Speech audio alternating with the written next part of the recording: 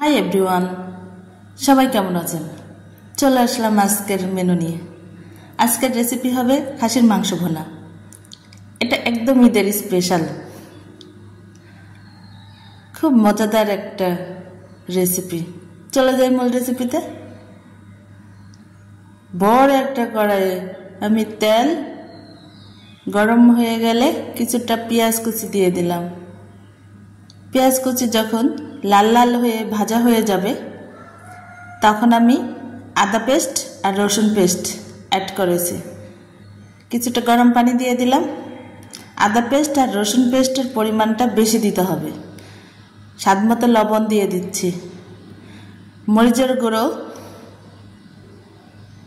ঝালটা যে যেমন খান, তবে আমি বেশি পরিমাণই ঝাল দেব। ধনিয়ার গুঁড়ো,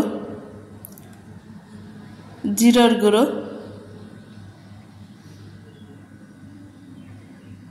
হলুদের গুঁড়ো,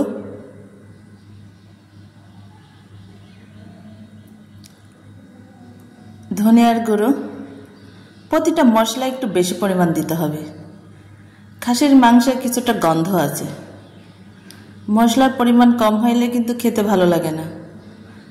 আমি গোটা রসুন দিয়ে দিলাম। ঝালটা আরও বেশি দিচ্ছি।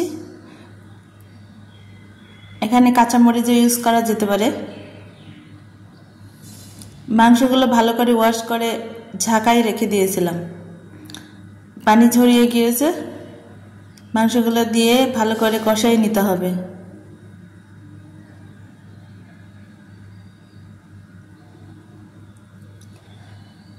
মাংসগুলো খুব ভালো করে কষাতে হবে, একদম ভাজা ভাজা কোয়ালিটির।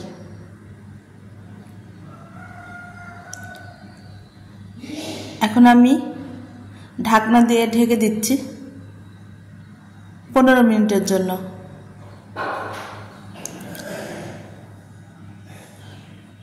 ঢাকনা খুলে ফেললাম। এখন মাংসের মধ্যে অনেকটা পানি বের হয়ে গেছে। দারচিনি, এলাচ, লং, গোলমরিচ সবগুলো দিয়ে দিলাম। আবার ভালো করে নাড়াচাড়া করে এটা আমি কষিয়ে নিচ্ছি। তেজপাতা অ্যাড করলাম।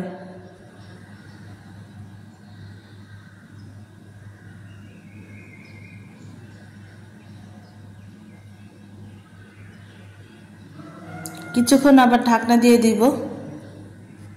এই তো পানিগুলো শুকিয়ে গিয়েছে, মাংসগুলোর কালার এসে গিয়েছে, একদম লাল লাল ভাজা ভাজা।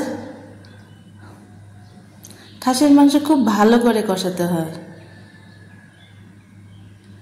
এখন আমি গরম পানি অ্যাড করলাম মাংসগুলো সিদ্ধ করে নেওয়ার জন্য।